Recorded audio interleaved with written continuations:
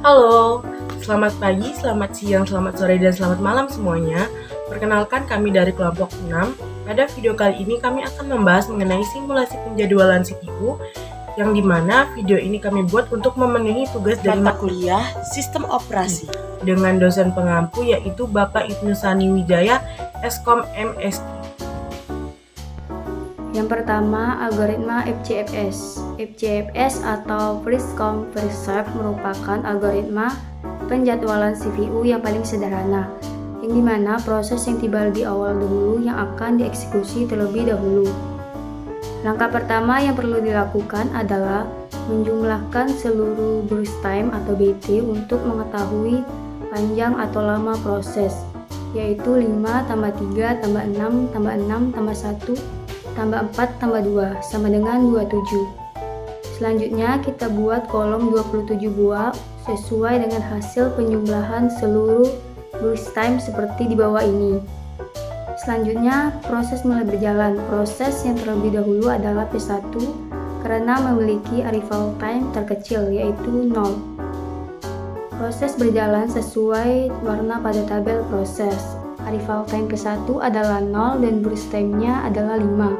Maka proses akan berjalan dari 0 sampai 5. Proses P1 telah selesai, maka kita dapatkan start time-nya yaitu 0 karena dimulai dari 0 dan finish time-nya adalah 5 karena berhenti di 5. Langkah selanjutnya adalah mencari respon time atau lama tanggap, yaitu menggunakan rumus dari respon time, finish time dikurang arrival time, jadi 0 dikurang 5 sama dengan 5.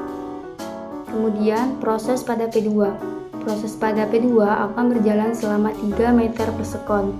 Jadi proses akan berjalan dari 5 sampai 8. Maka dapatlah start time pada P2 yaitu 5 dan finish time-nya yaitu 8. Selanjutnya respon time pada P2 yaitu 7 karena rumus dari respon time finish time dikurang arrival time. Jadi 8 dikurang 1 sama dengan 7. Kemudian proses pada P6. Proses pada P6 akan berjalan selama 6 meter per sekon. Jadi proses akan berjalan dari 8 sampai 14. Maka dapatlah start time pada P6 yaitu 8 dan finish time-nya yaitu 14. Dan untuk respon time-nya pada P6 yaitu 13 karena rumus dari respon time finish time dikurang arrival time. Jadi 14 dikurang 1 sama dengan 13. Kemudian proses pada P5. Proses pada P5 akan berjalan selama 6 meter per sekon. Jadi proses akan berjalan dari 14 sampai 20. Maka dapatlah start time pada P5 yaitu 14 dan finish time-nya yaitu 20. Selanjutnya respon time pada P5 yaitu 18 karena rumus dari respon time finish time dikurang arrival time. Jadi 20 dikurang 2 sama dengan 18. Kemudian proses pada P4. Proses pada P4 akan berjalan selama 1 meter per sekon. Jadi proses akan berjalan dari 20 sampai 21.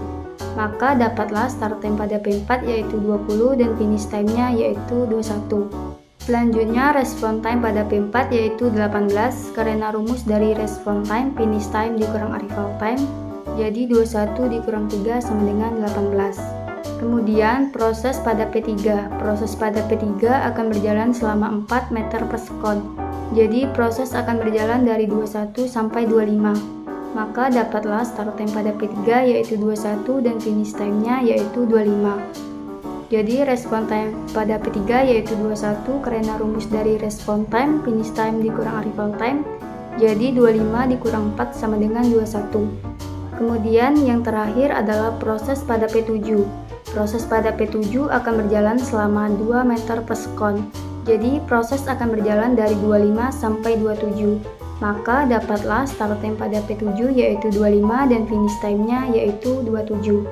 Jadi respon time pada P7 yaitu 22 karena rumus dari respon time finish time dikurang arrival time. Jadi 27 dikurang 5 sama dengan 22. Selanjutnya adalah mencari average waiting time atau TR dan turnaround time atau TI.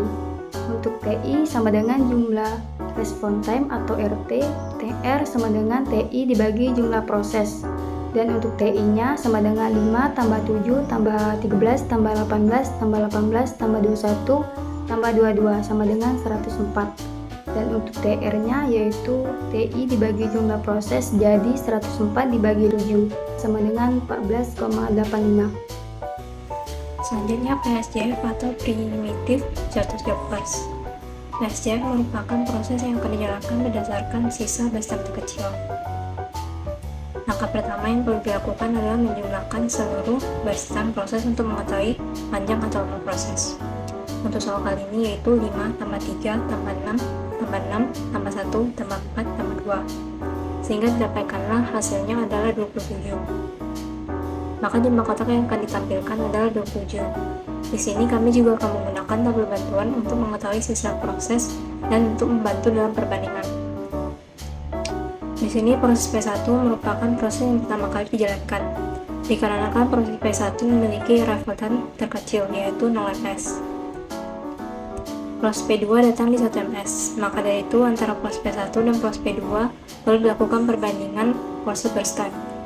Jika dilihat dari tabel bantuan, proses yang memiliki base time terkecil antara proses P1 dan proses P2 adalah proses P2, maka yang dijalankan adalah proses P2. Proses P5 datang di 2 ms, jadi perlu dilakukan perbandingan lagi antara proses P2 dan proses P5.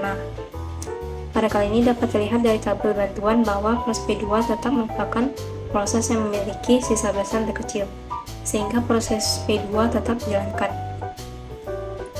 Proses P4 datang di 3 ms, maka kita perlu melakukan perbandingan lagi antara kedua proses tersebut. Dari hasil perbandingan didapatkanlah bahwa proses P2 tetap dijalankan.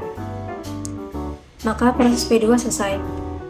Proses P2 selesai didapatkanlah nilai start time dan finish time dari proses P2, yaitu 1 dan 4. Maka selanjutnya adalah mencari nilai respon time. Respon time didapatkan dari finish time dikurang arrival time, sehingga nilai respon time dari proses P2 adalah 3. Selanjutnya lakukan perbandingan dari sisa proses yang ada, yaitu proses P1, proses P3, proses P4, proses P5, proses P6, dan proses P7.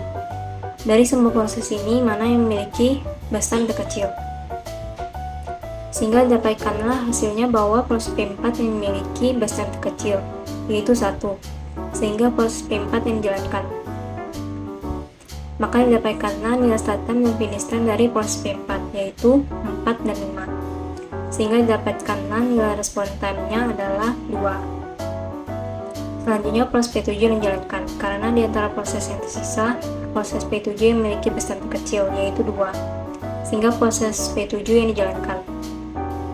Maka didapatkanlah nilai start time dan finish time dari proses P7 adalah 5 dan 7, sehingga didapatkanlah nilai respon time-nya adalah 2. Selanjutnya proses P1 yang dijalankan, karena dari proses yang tersisa, proses P1 yang memiliki sisa base time kecil, yaitu 4.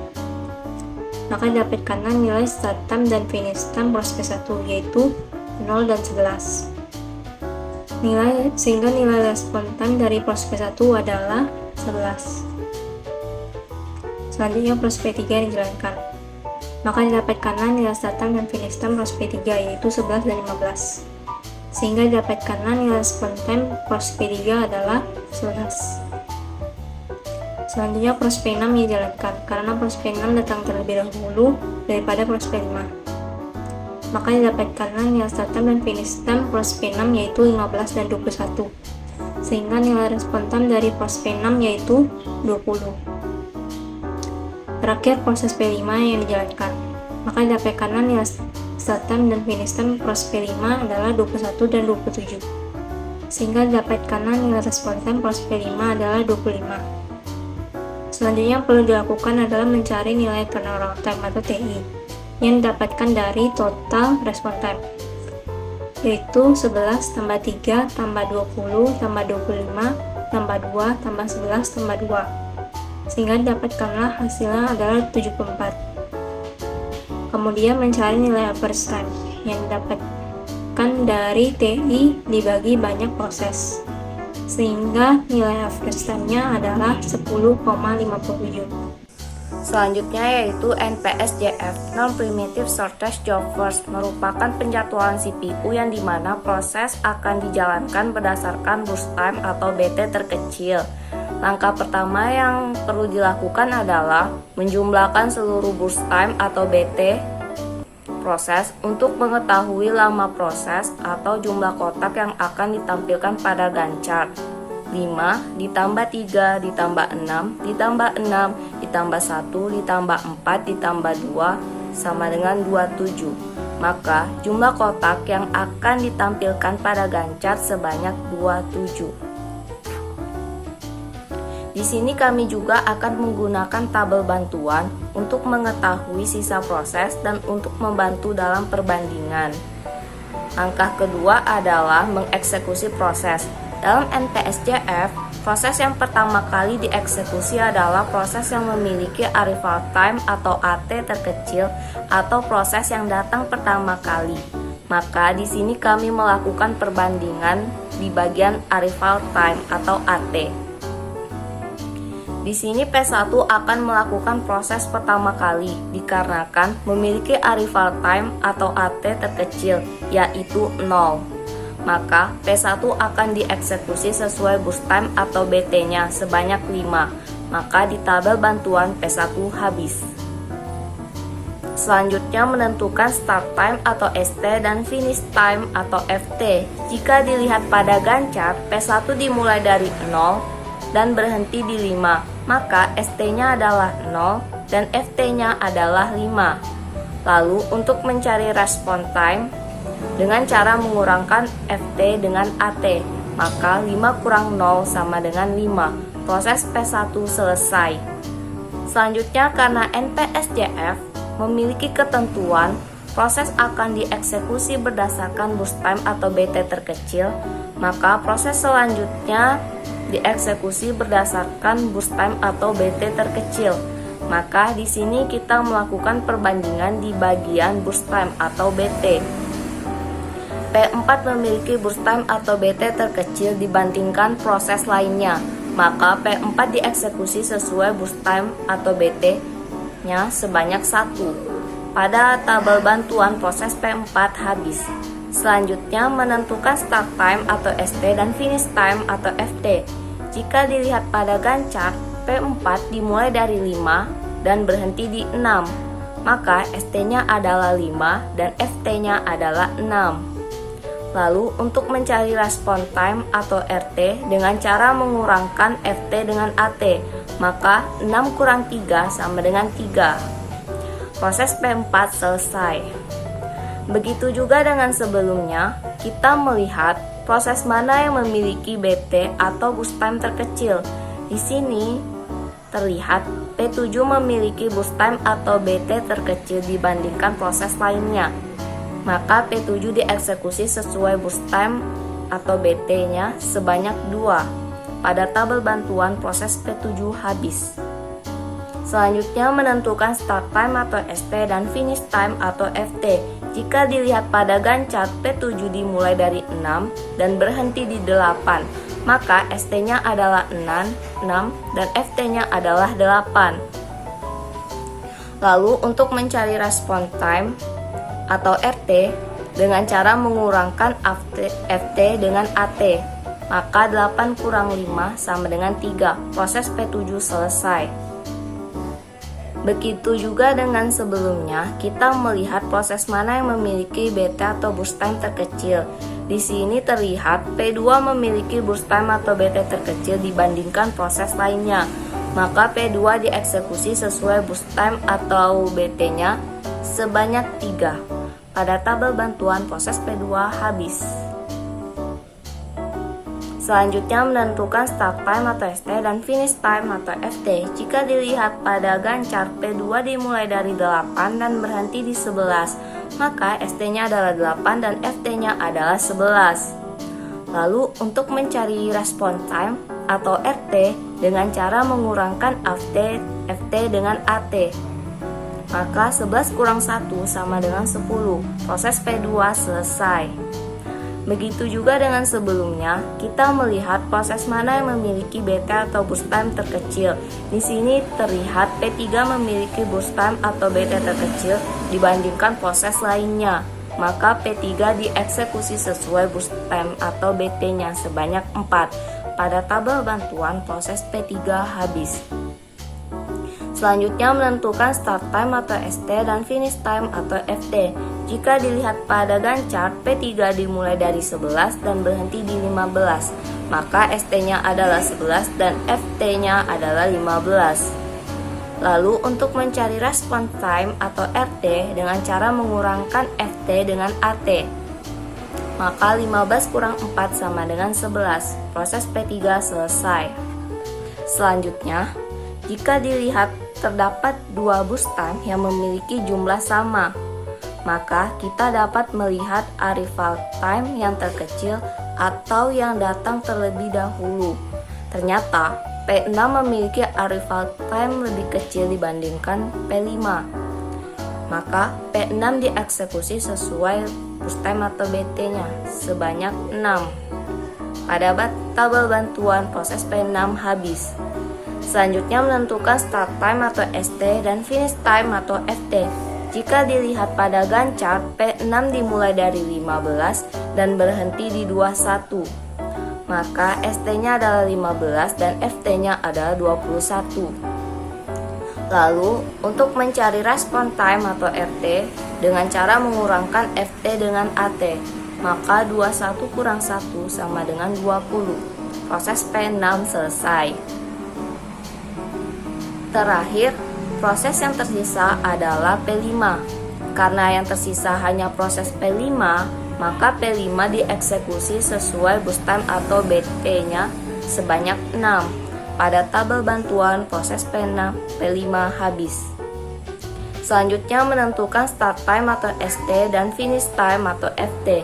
Jika dilihat pada Gantt P5 dimulai dari 21 dan berhenti di 27, maka ST-nya adalah 21 dan FT-nya adalah 27.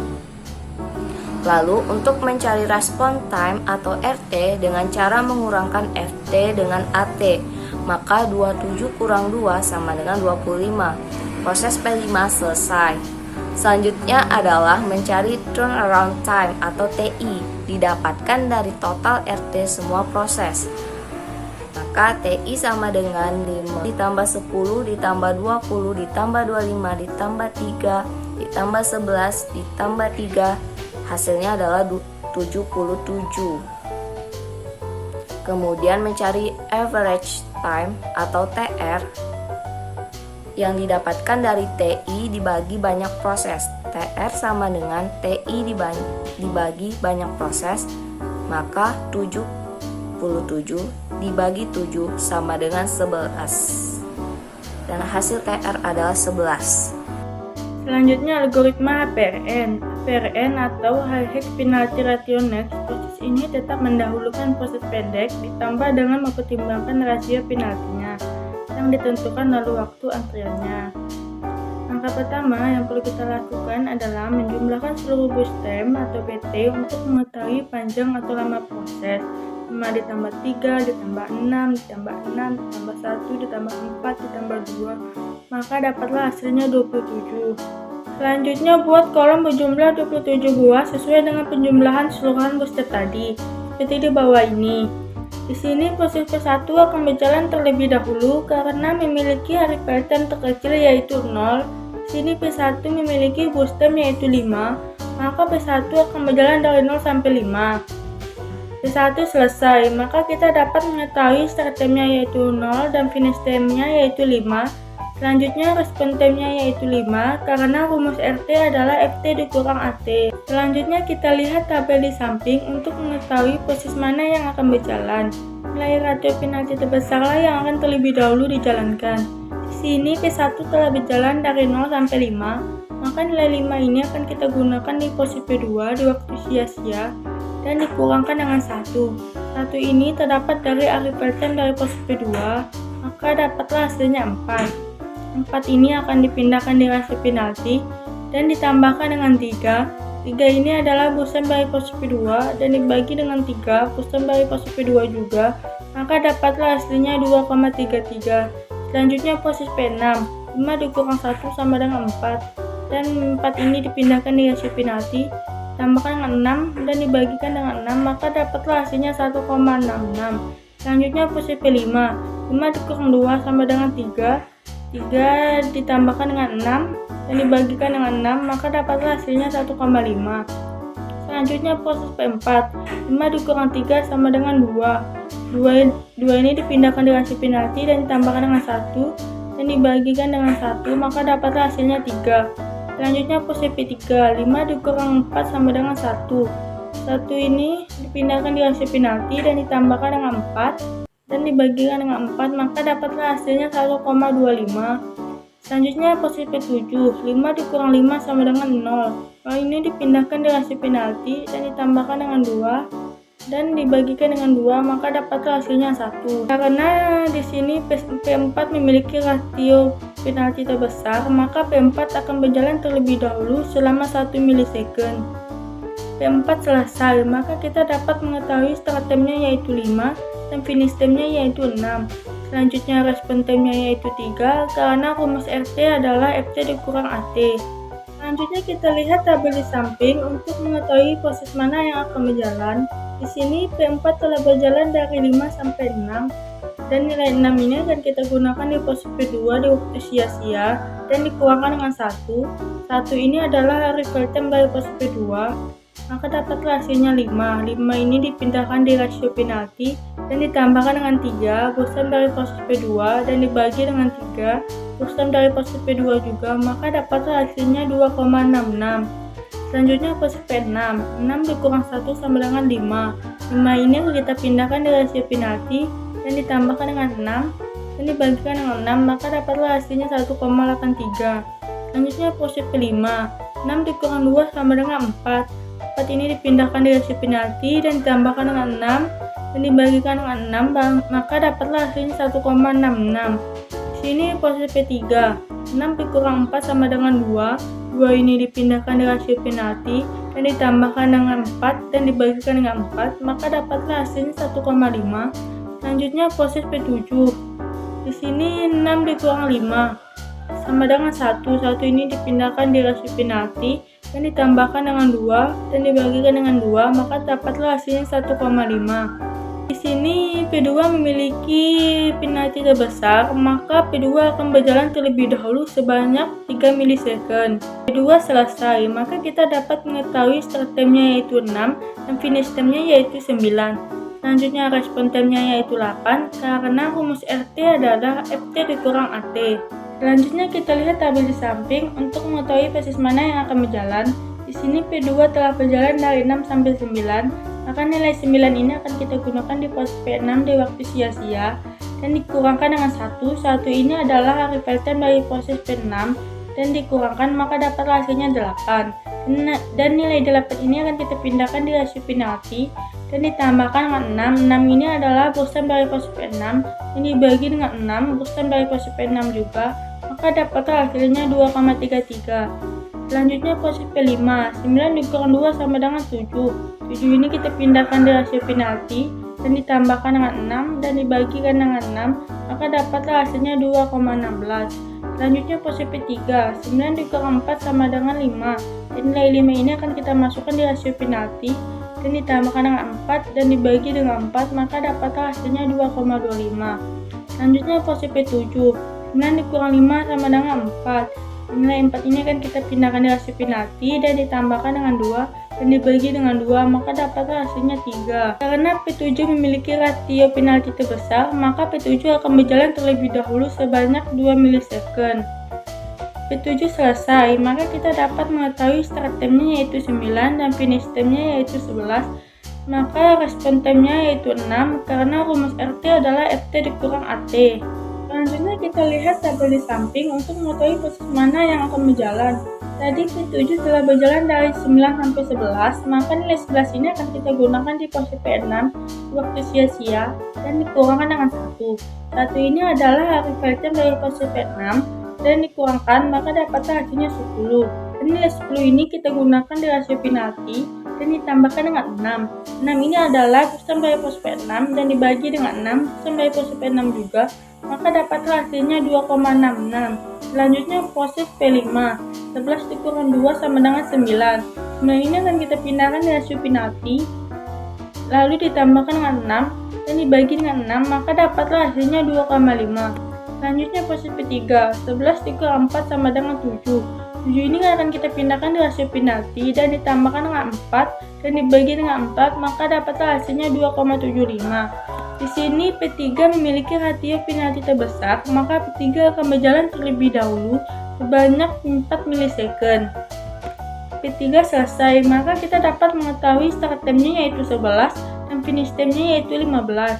Selanjutnya respon time-nya yang 11 karena rumus RT adalah FT dikurang AT. Selanjutnya kita lihat tabel di samping untuk mengetahui proses mana lagi yang akan. Tadi P3 telah berjalan dari 11 sampai 15, maka nilai 15 ini akan kita masukkan di pose P6 di waktu sia-sia dan dikurangkan dengan 1.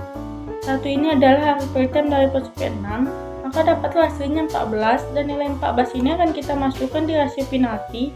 Ditambahkan dengan 6 ini adalah burst time dari pose P6 dan dibagi dengan 6 adalah burst time dari pose P6 juga, maka dapatlah hasilnya 3,33. Selanjutnya pose P5, 15 dikurang 2 sama dengan 13 dan nilai 13 ini akan kita masukkan di rasio penalti dan ditambahkan dengan 6 dan dibagi dengan 6, maka dapatlah hasilnya 3,36. Karena P6 memiliki rasio penalti terbesar, maka P6 akan berjalan terlebih dahulu sebanyak 6 milisecond. Baik, maka kita dapat mengetahui start time-nya yaitu 15 dan finish time-nya yaitu 21 dan respon time-nya yaitu 20 karena rumus RT adalah FT dikurang AT. Selanjutnya karena pose P5 terakhir dan tinggal sendirian, maka P5 akan langsung dijalankan sebanyak 6 milisecond. P5 selesai, maka kita dapat mengetahui start time-nya yaitu 21 dan finish time-nya yaitu 27 dan respon time-nya yaitu 25 karena rumus RT adalah FT dikurang AT.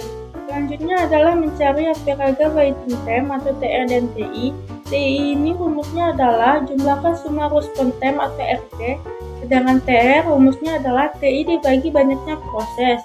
Jadi TI adalah 5 ditambah 8 ditambah 20 ditambah 25 ditambah 3 ditambah 11 ditambah 6, maka dapatlah hasilnya 78. Sedangkan TR 78 dibagi 7 ini adalah banyaknya proses, maka dapatlah hasilnya 11,14. Berikutnya kita akan membahas mengenai round robin atau biasa disebut dengan RR. Jadi RR adalah penjadwalan yang dilakukan secara bergiliran berdasarkan antrian dan prosesor akan mengerjakan secara berurutan dengan cara yang bertahap.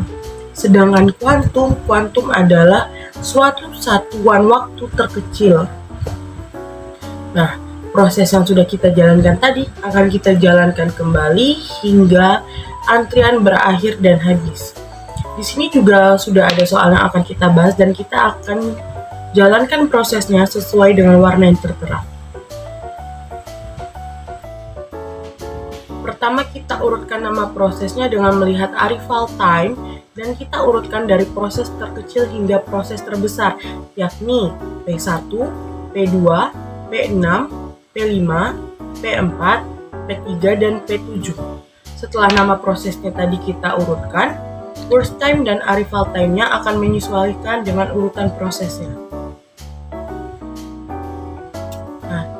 Kita harus menghitung kembali jumlah angka yang ada pada burst time guna mengetahui jumlah kotak yang akan kita gunakan sebagai gancar, yakni 5 ditambah 3 ditambah 6 ditambah 6 ditambah 1 ditambah 4 ditambah 2 sama dengan 27. Jadi kotak yang akan kita gunakan untuk gancar itu sebanyak 27. Dan saya juga akan menggunakan tabel bantu untuk mengetahui jumlah proses yang tersisa. Pada soal ini disebutkan bahwa kuantumnya adalah 2 yang artinya setiap proses akan berjalan sebanyak 2 ms dan sisanya akan mengantri. Hal ini dilakukan secara berulang-ulang sampai proses dan burst time-nya habis. Nah, yang pertama, pada P1 memiliki arrival time-nya 0 yang artinya harus dijalankan terlebih dahulu. Dan P1 seharusnya akan berjalan sebanyak 5 ms. Tetapi karena memiliki kuantumnya 2, maka yang dijalankan hanya 2 dan tidak akan mengantri. Selanjutnya, pada P2 akan berjalan sebanyak 3 ms. Tetapi karena kuantumnya 2, maka yang dijalankan hanya 2 dan sisanya juga akan mengantri. Selanjutnya, pada P6 seharusnya akan berjalan sebanyak 6 ms, tetapi karena memiliki kuantumnya sama dengan 2, maka yang dijalankan hanya 2 dan sisanya juga akan mengantri. Nah, sama seperti sebelumnya, P5 juga akan berjalan sebanyak 6 ms, tetapi karena memiliki kuantumnya sama dengan 2, maka yang dijalankan hanya 2 dan sisanya juga akan mengantri. Selanjutnya pada P4 hanya akan berjalan sebanyak 1 ms, karena emang burst time-nya hanya 1 ms.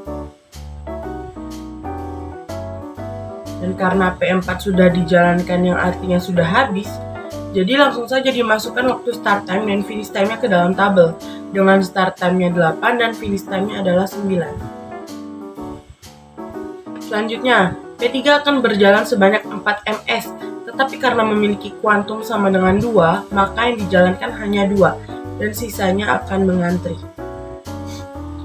Berikutnya, pada P7, burst time-nya hanya 2 ms, tetapi juga karena memiliki kuantum sama dengan 2, maka akan dijalankan dan proses pada P7 berakhir. Dan karena P7 sudah habis, jadi langsung saja dimasukkan waktu start time dan finish time-nya ke dalam tabel dengan start time-nya 11 dan finish time-nya itu 13. Nah, karena putaran proses pertama sudah selesai, kita lanjutkan ke putaran kedua yang dimana akan kembali pada P1. Dan pada P1 seharusnya berjalan sebanyak 3 ms, tetapi karena kuantumnya sama dengan 2, maka yang akan dijalankan hanya 2 ms dan sisanya akan mengantri.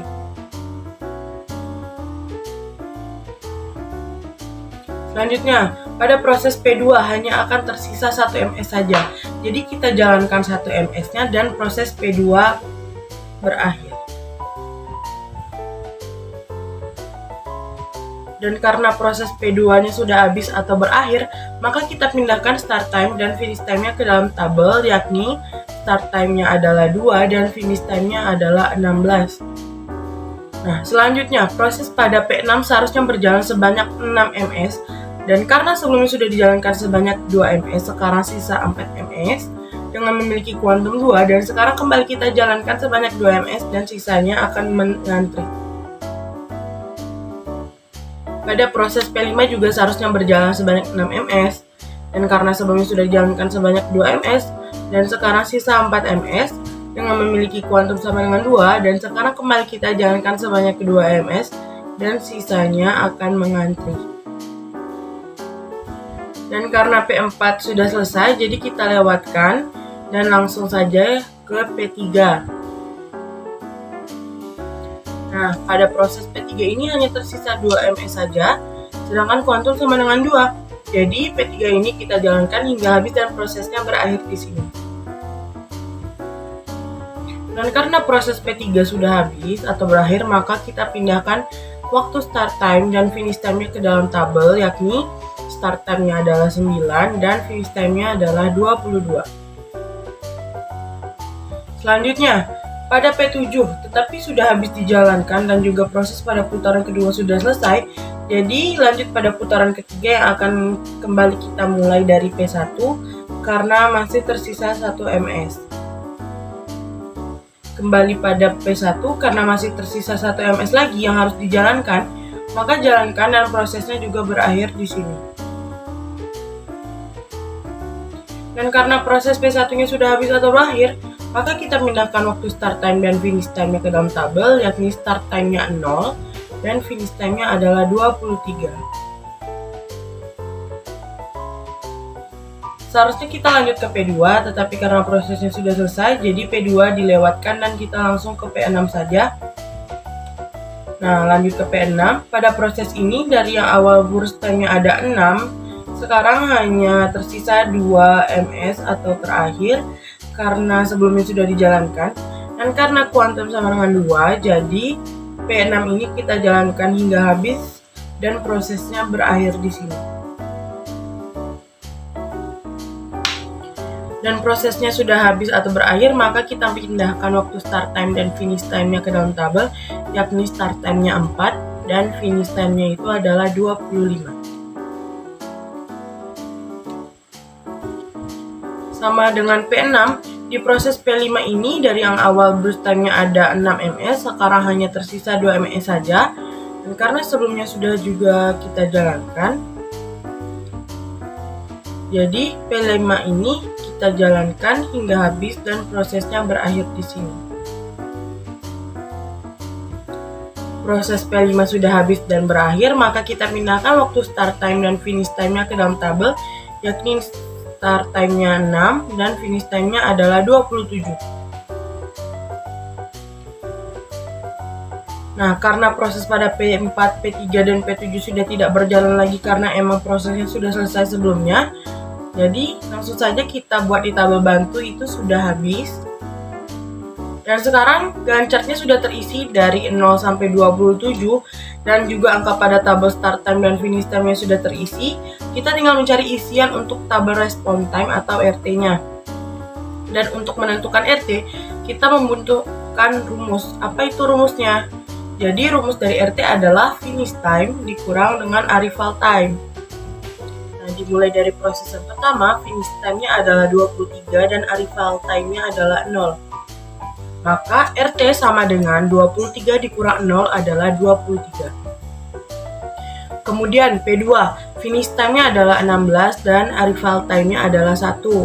Maka RT sama dengan 16 dikurang 1, hasilnya adalah 15. Dilanjut dengan P6, finish time-nya adalah 25 dan arrival time-nya sama dengan 1, maka RT sama dengan 25 dikurang 1 sama dengan 24. Selanjutnya P5, finish time-nya adalah 27 dan arrival time-nya itu adalah 2, maka RT sama dengan 27 dikurang 2 sama dengan 25.